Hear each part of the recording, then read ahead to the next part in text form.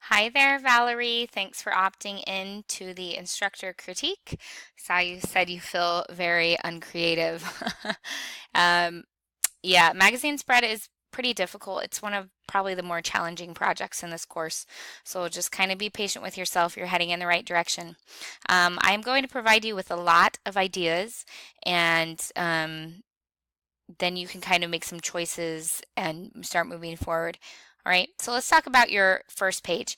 I like that you have this really large title.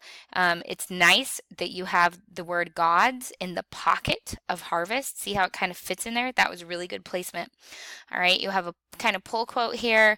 I will be honest with you, I think this is the same font as this. I don't know if it works super well to have every word in that font. Instead, you might choose to do something, let me get this big, like this. See how light of Christ and Savior's eyes is in an accent font, but then the rest of it is in a sans serif. So for yours, you could do something like if you plant, maybe if you have plant the seeds in this kind of more elaborate font and then some other words, go through and figure out which words you will not be disappointed, maybe, or plant the seeds or something. I don't know, plant the seeds in the morning. Kind of balance it out because it's a little bit lengthy of a pull quote to have it all in this more elaborate font. Be sure to do things like add periods, okay? Um, so let's talk about the main thing I'm noticing on this page, which is that your type is unfortunately illegible. Cannot read this. If this was printed in a magazine, it would almost certainly not be legible. And so that's one of the things you have to consider. See how dark your background is, and you have this on front of it. Now, you have a few ways to work around that. You could have much less type on this page. Maybe you have one or two paragraphs and maybe you put them over here. See how it's lighter? This would be a good area to have one or two paragraphs. You could even just have a long, thin column here with one paragraph with a really cool big intro letter. Like make the A really big, then God's harvest could move up here perhaps. And so I want you to kind of reframe how you think about this intro page. It doesn't need to have a ton of content. It could look more like this, all right, or more like this. They have this full bleed image, which is very powerful, but then because of that, much less writing on that first page. Okay, so think in terms of that. Um, Watch your subheadings. This subheading is very close to the paragraph underneath it. I would recommend moving it up. You do not never want to have overlapping letters. Okay, see how the Y is overlapped with the R, the G with the O, unless it's something cool like a title. And here actually, these are so close that I probably would purposefully have them overlap, or I would move it up just a tiny bit more. Okay. I don't know how much of a fan I am of this being in a box on top of the image with the writing over it. I think my main goal for you on this cover page is to simplify and increase legibility, okay? So that might mean you need to put your pull quote somewhere else. Um, let's talk about your second and third page. I like your images. They're looking good. Oh, and make this a full bleed. It's so close to being a full bleed, but yet you're not getting the benefits of having a clean, modern flow off the page. Instead, your eyes stopping and getting stuck. Just flow right on off. Make the picture go all the way to the edge so it just carries on off the page. It's going to make it super modern. Also, make sure that no letter ends right where an image ends in the background. You don't want things to line up perfectly. You want them to have room to breathe. See how this pull quote, that letter K is touching the edge of the stroke? You don't want that. You want there to be room to breathe between the end of the letter and the stroke. Okay?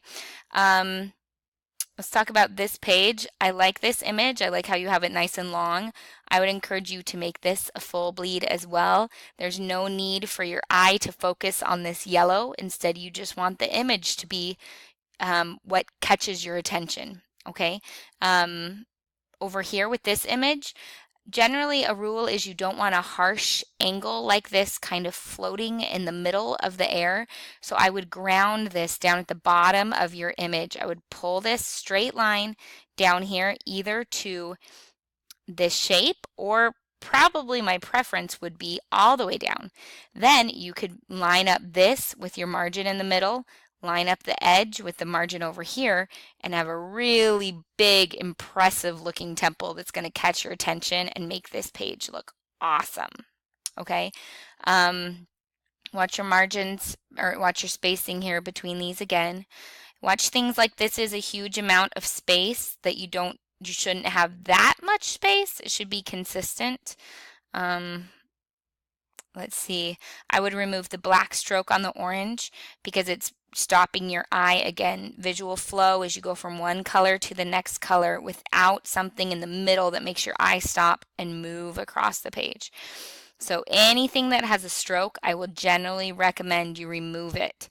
I noticed there's a stroke on this image. I think I'm okay with that, but any shape, I would recommend you remove that stroke. Pull these letters so they're not by the edge. And this is pretty similar to what I was recommending with the pull quote on the first page. So that's good. Usually we don't want a pull quote with a shape in line with the content above it. You're going to want to take this opportunity to overlap with the columns on the right or the left-hand side and to do a text wrap around it, which will help it look kind of visually interesting and cool. I might recommend taking this corn and having it be a full bleed as well. If you did that with both of these, you would eliminate this shape down here. Which I think would be a more clean looking aesthetic, but it's up to you. That's more of a choice than a for sure have to do it. Okay. You could play around with putting a space in between your paragraphs because right now it does look like there's quite a lot of written content, especially on this page. But if you narrow this down to just one or two paragraphs, this might be an appropriate amount of content. And then finally, your text wrap here on this temple. See how close the letters are to the image? When you are in the text wrap window, you will see a few options that allow you to increase the amount of space between the image and the writing. It's a little text box that will pop up for you when you say wraparound shape, and it will have some numbers down at the bottom. Right now, this might be set to 0, 0.13, something like that. Increase it to about 0.2, 0.25. There should look like there's at least one letter's width of space between where the image ends and your writing begins. All right.